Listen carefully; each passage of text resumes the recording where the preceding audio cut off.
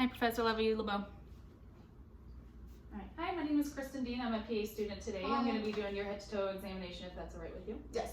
Okay, great. So I'm going to give you a drape. If you would go ahead and do that, I'll step out of the room and wash my hands. Okay. Washing my hands. All right, sounds good. So first what we're going to do is I'm going to kind of make a general appearance with my patient. She is well, or in no distress, well nourished. She's alert and oriented so far. What I'm first going to do is we're going to check her blood pressure first. I want to make sure that my cuff is 40% of the width and 80% of the length.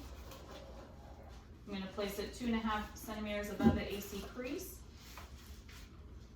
I want to palpate for the brachial, make sure that I can feel it, and I can. I'm going to keep her arm about heart rate high, or heart high, excuse me.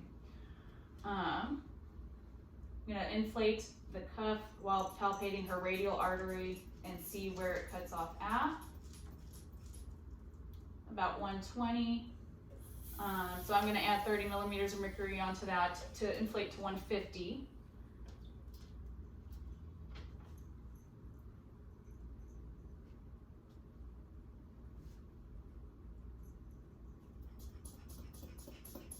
So inflating to 150, I'll let it go at a rate of 2 to 3 millimeters of mercury at a second.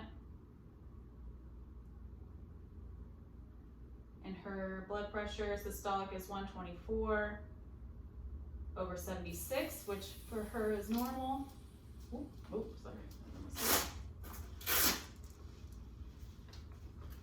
I would do that on both arms for her, and especially before I were to do the blood pressure, I would want to look at both sides and make sure that they were free of fistulas or any lesions, make sure free of clothing. But I would do both sides for a patient that was brand new to my practice, also supine as well. From there, we will now do the rest of the vitals. So I'm going to have her put the thermometer underneath her tongue, if you would please, thank you. At the same time, I'm going to take her radial pulse and also count her respiratory rate over the course of 15 seconds. If I need to do for a full minute, I will.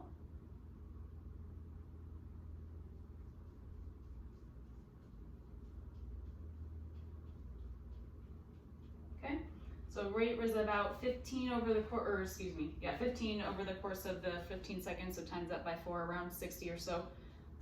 Temperature was 98.0, which is good. And her respiratory rate was normal at about 12 respirations a minute. So then from here, I did my general appearance. She is still alert and oriented. I'm going to do kind of a general skin check with her, just kind of looking for any lesions or any abnormalities. I'm not seeing any. I'm going to go ahead and palpate down. I'm checking for temperature, moisture, turgor, and no lesions. Cap beds are normal and have good refill, no edema that I'm seeing in either leg or in either arm. Alrighty, so moving on from there, I'm going to start checking out for her head and face here. Symmetrical on both sides, no evidence of trauma, no lesions that I'm seeing. I'm also inspecting the scalp for the same, no lesions or evidence of trauma, but I can go through her scalp and also see that so far it looks pretty good. Any tenderness or any tenderness when I do that? No. Touch your head, good. All right, so I'm going to test cranial nerve 5 by asking her to, oh actually no. Whoop. All right, let me know if you can feel this. Yes. Okay. Yes. Yes. Yes. Yes. Okay, sorry about that. Cranial nerve 5 is intact. If you would, for me, puff your cheeks out, go ahead and smile, raise your eyebrows, look angry, and then close your eyes really tightly. Alrighty, trying to open them, can't. Cranial nerve 7 is intact. Alright, so next down, I'm going to inspect her eyes, looking at the eyelids and her eyelashes, making sure there's no swelling and that her eyelashes are pointed outward. And everything looks good there. So we're going to start with her visual acuity. I'm going to stand back about 6 feet or so. and have you, if you would cover your right eye for me, and with your left eye, go ahead and read the smallest line that you can read. FFH. Is that a P? This one? Yep. Oh, sorry. Okay, go ahead and switch to the other eye. Okay, same. FPH. Okay, go ahead and uncover and read. FPH. Okay, well, so patient is 20/70, but we are going to continue moving on. I'm going to do my eye exam. So first one that I'm going to do is, keep this in my pocket for later. First eye exam is I'm going to, well, can you see me? Yes. And I did verify with the Snellen chat that she does have visual acuity, so that does confirm cranial nerve 2, which is the optic nerve. Then from there, I'm going to do the wiggle test from behind. Let me know when you can see my fingers. Yep. Okay. Yep. Yep. Okay, sounds good. Then from here, I'm going to do the 6-point visual test. If you just keep an eye on my finger. I'm testing for nerves 3, 4, and 6, which are the oculomotor, abducens, and I know the fourth one. I know the name of the fourth one, but I'm thinking of it. I'll let you know in a second. Okay, so that tested for that one. Also keep your hand on my, or your eyes on my hand, testing for convergence. Looks good. All right, so from here I'm gonna go from the side and test the anterior chamber.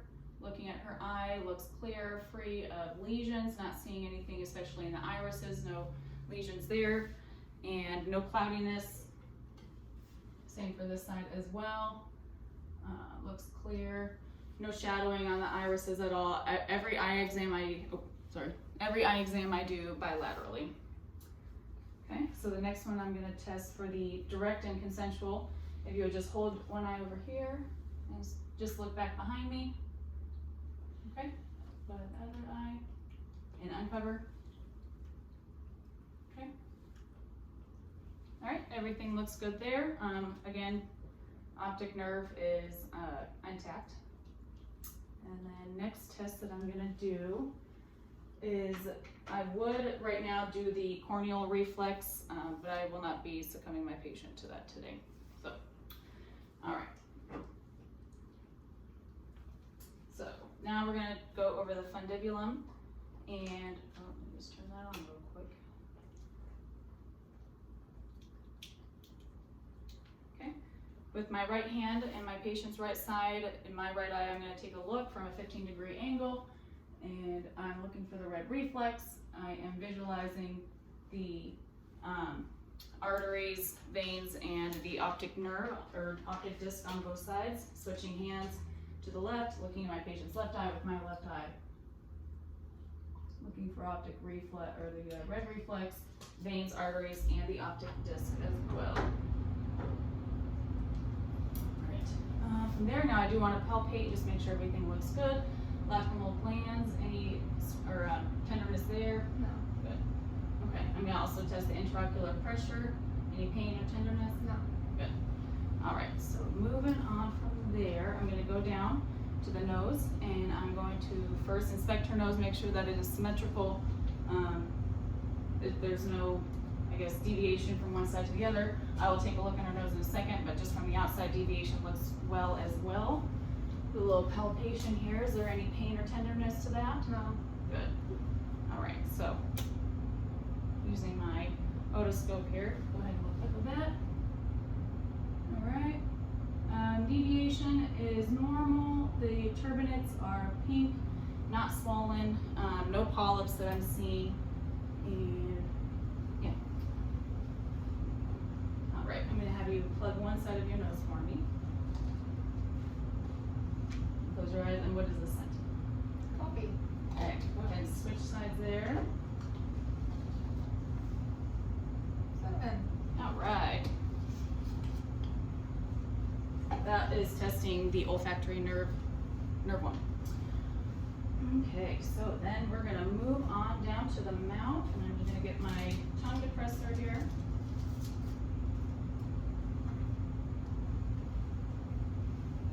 Alright, go ahead and open up and say ah. So starting out, lips look good.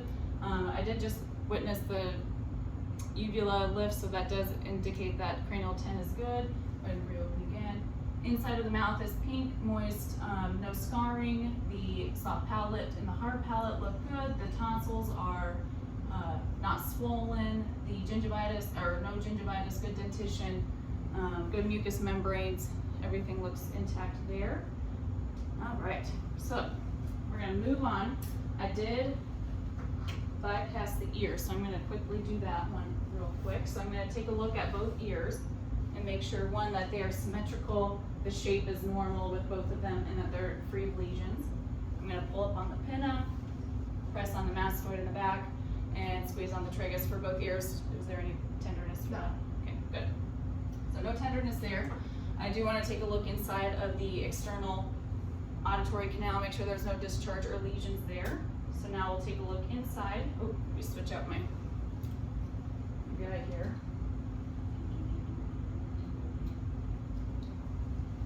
Okay. So using my pinky as a fulcrum, I'll keep it against her head to protect the tympanic membrane. So looking in, I am visualizing the cone of light. I'm also visualizing the external auditory canal, the tympanic membrane, and the malleus. And I will do that for the other side as well. Again, using my finger as a fulcrum to protect the tympanic membrane. Visualize the malleus, the auditory canal, and also the cone of light. Alright, now I'm going to move on to do to test for cranial nerve 8, the vestibulocular cochlear, Lord, vestibular cochlear. So first I'm going to do is I'm going to rub my fingers. Do you hear this on this side? Yes. Okay, how about this? Yes. Good. I'm also going to do the Weber test first. Tell me if you hear this on both sides. Yes. Okay. Typically that would be good. In the event that she was not hearing well on one side, I would also do the Rena test on that side, and I will demonstrate that. So first I'll start this first, put it on the mastoid, tell me when you stop hearing it. No. Okay. Then I'll place it in front and wait and tell me when you stop hearing it now. No. No. Okay. And I would do that on both sides if I needed to. Okay. So A. All right, so now to start with, I have 2 more cranial nerves. If you would just stick out your tongue for me and move it side to side. All right, so cranial nerve 12 is intact. While I was looking at her mouth, I would test for the gag reflex for 9, but I will not be doing that either. So from here on out, we're gonna just go down to the neck. I'm inspecting the neck, make sure everything looks symmetrical and no masses or no masses, I should say. But I'm palpating any tenderness here. No. Good. Tracheal is midline so far, so I'm going to come from behind. And first I'm going to palpate for the thyroid from behind. I'm going to just see, it's very hard to palpate in general, so I'm going to have her swallow. Good, okay. So it's very hard to palpate, very small, no tenderness, and no nodules that I felt. Also, I do want to note when I was palpating for her, that's the second part. Now we're going to go to the lymph nodes. So first I'm going to palpate for the preauricular, the postauricular, the tonsillar, the submandibular, submental, the superior cervical, the posterior cervical. Put your hand to the left there. The deep cervical chain here. Go ahead and turn to the other side. Also on that side. And then the supraclavicular, excuse me. All of her lymph nodes are small, not tender, and are movable. So, got that. So now I'm just gonna come back behind here, and if you would just raise your hands up against mine, or your shoulders, not hands. So that does cranial nerve 11. And last but not least, I'm going to use the bell of my stethoscope and listen to her thyroid and listen for bruits. Go ahead and hold your breath.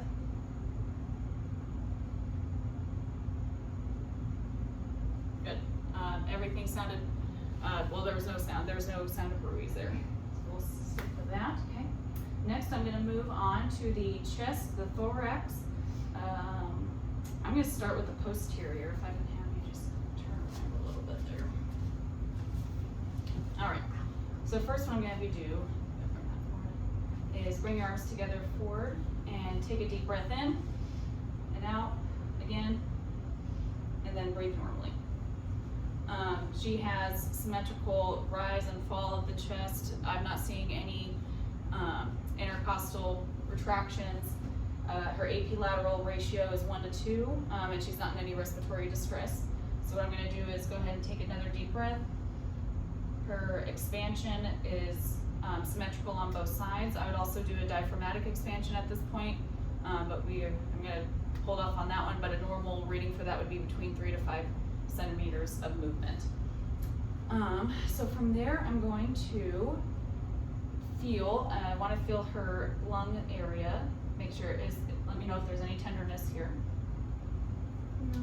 No? Okay, good. Now I'm going to have you say the word 99. 99. 99. 99.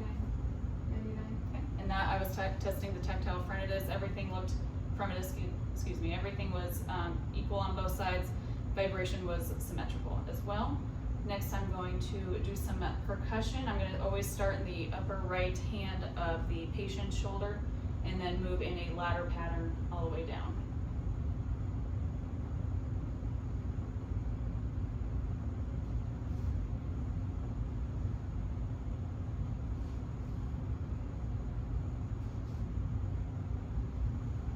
All right, so far, lungs are resonant. I'm not hearing any dullness at all. So I will move on to auscultating here. In the same pattern as I did for percussion, starting at the right upper apice. Okay, go ahead and take a deep breath. And again. Again. Again.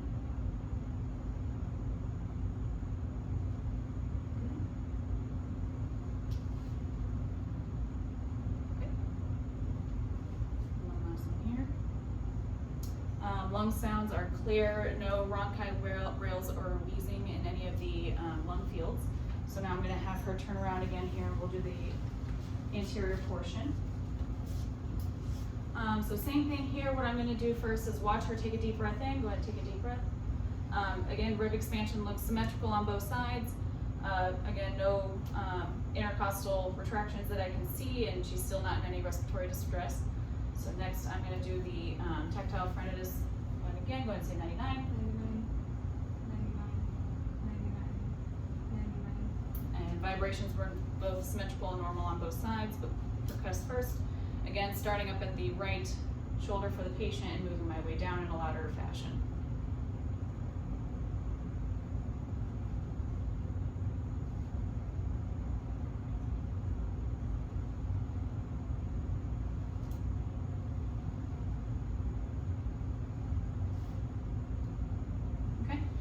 Lungs are resonant, no signs of dullness or abnormal sounds. So then I will now move to the auscultation here again. And starting in the right upper corner of her right lung. Go ahead and take a deep breath in when you feel it. Okay. Again. Again. Oh. Again. Again. And one more on the laterals. All right. Again, lungs sound clear. No evidence of rails, bronchi, or wheezing on either the anterior, lateral, or posterior fields. And I think I've hit all my cranial nerves. Did 1, 2, 3, 7, 5, 9. Yep. All right. I think that's it. Thank you.